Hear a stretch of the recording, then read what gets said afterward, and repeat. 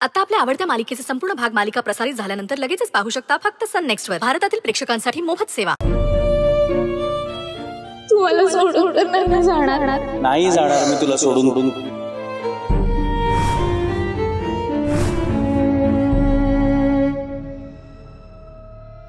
आई तेवढी गप्प का बसलीस?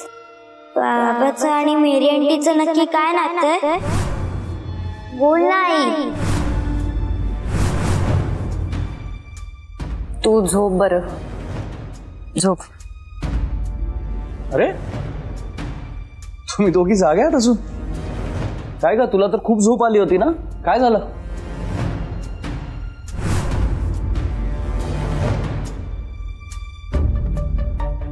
मैत्री काय झालंय? खूप अपसेट दिसतेस तू. झोप उडाली आहे माझी. का ग? एखादं वाईट स्वप्न वगैरे बघितलंस का? कदाचित स्वप्न असतं तर बरं झालं असतं, कारण स्वप्नात विचारही करता येणार नाही असं सत्य पाहिलंय मी. म्हणजे काय ग शक्ती, काय बोलते आई? मैत्री प्लीज क्लिअरली सांग ना काय झालंय. सगळं करून सवरून मलाच विचारताय क्लिअरली सांग म्हणून.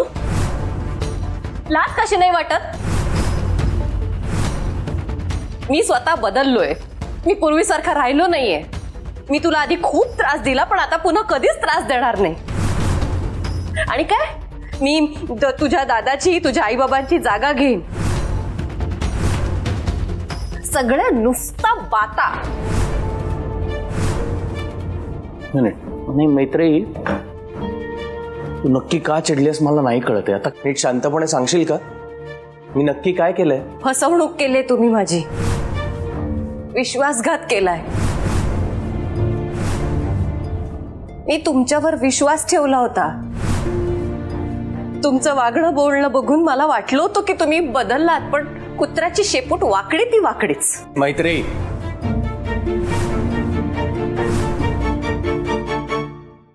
हे बघ, मला अजूनही कळत नाहीये तू नक्की काय म्हणतेस ते.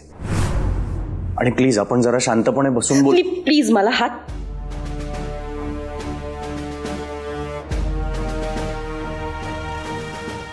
आपण बाहेर जाऊन बोलूया प्लीज.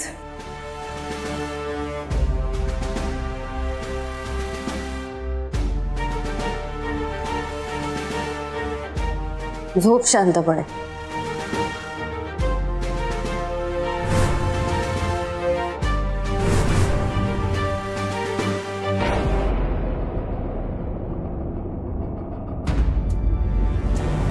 एवढ्या रात्री तुम्ही आणि मेरी किचन मध्ये काय करत होतात? मैत्री तू काय आता संशय घेणार आहेस माझ्यावर?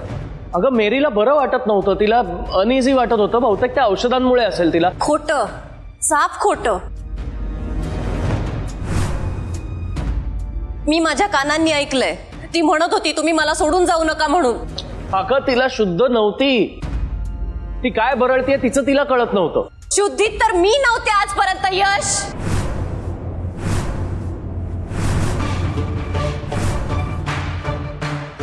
पण आज पुन्हा एकदा माझे डोळे उघडलेत. ज्याची नियत आधीपासूनच मळलेली असेल ना, त्याच्याकडनं मी काय वेगळी अपेक्षा करणार? मी तुला कसं समजावू आता की काय झालं? तुम्ही भांडताय का?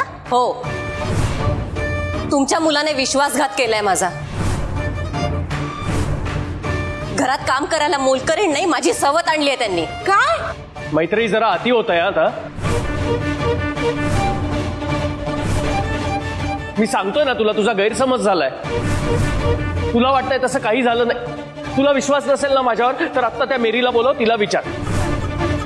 ती सुद्धा खोटच सांगणार तुमच्यासारखं. तुमच्यासाठी. तुझा विश्वास नाहीये ना? ठीक आहे, मग शक्तीला विचार. शक्तीच मला सांगायला आली की मेरीला अनइझी वाटतंय, म्हणून मी आलो होतो तिला बघायला. मला आता कुणालाही काहीही विचारायची गरज नाही वाटत आहे. हे बघ, मी तुझा राग समजू शकते मैत्री. खरं तर नवरा बायकोच्या भांडणात शहाण्या माणसाने पडूच नये. आणि नवऱ्याचा बाहेर ख्यालीपणा कुठची बायको सहन करून घेईल ना. पण तुझ्या नवऱ्याच्या आयुष्यात जर दुसरी कोणी आली असेल ना, तर त्याला सर्वस्वी जबाबदार फक्त तू आहेस. हो, तुझ्या नवऱ्याला स्वतःपासून इतकी वर्ष लांब ठेवलंस ना, मग घरात प्रेम मिळालं नाही तर माणूस बाहेर प्रेम शोधतोच. ए आई,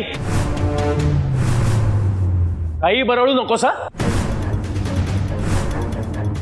मी काही घराबाहेर प्रेम बिम शोधत नाहीये, सुख शोधत नाहीये. हो, मग मेरी कशी आली तुझ्या आयुष्यात? हे मी तुला सांगायला बांधील नाहीये.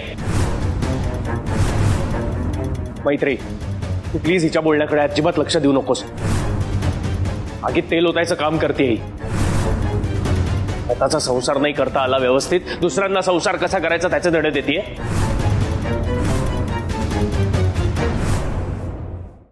आपण नीट शांतपणे बसून बोलू. तुझा सगळा गैरसमज मी दूर करतो. मी सांगतो. अरे मी तुझीच बाजू घेते आणि तूच मला ऐकवतोयस. मैत्री, तुझा संसार तुलाच टिकवता आला नाहीये. खूप गर्व आहे ना तुला तुझ्या ऐश्वर्याचा, पण म्हणतात ना गर्वाचं घर कायम खाली असतं, तसंच झालंय तुझं. नवऱ्याला नवऱ्यासारखं वागवलं असतंस ना तर तो आज घरात चवत घेऊन आला नसता. तुमचं मत विचारलंय मी. तुम्ही आणि तुमचा लेक कसे आहात हे मला माहित नाही. नखाशिखांत ओळखते मी तुम्हा दोघांना, पण असा दरारा दाखवून तुझं तेच खरं असं होत नाही.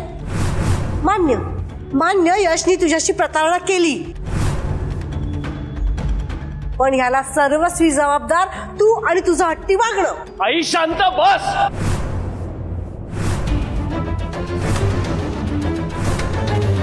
तू माझं तोंड गप्प करतोयस. अरे मी तुला सिंहासारखं वागवलं, पण बायको समोर शेळी झालास तू. नको नको ते आरोप करते ती तुझ्यावर, आणि तू अजून तिची मनधरणी करतोयस. बस.